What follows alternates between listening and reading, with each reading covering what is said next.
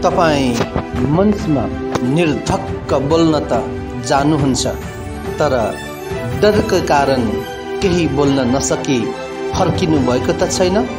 कुनै पनि कार्यक्रम सभा समारोहमा दमदार भाषण त गर्न चाहनुहुन्छ, तर डरकै कारण मुटु ढुकढुक हुने, आत्तिने जस्ता समस्या भएर पछि परेको त छैन?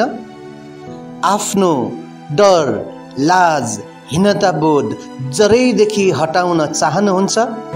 तपाईँ बोलेरै सबैको मन मस्तिष्क जित्न र हरेक क्षेत्रमा सफल हुन चाहनुहुन्छ?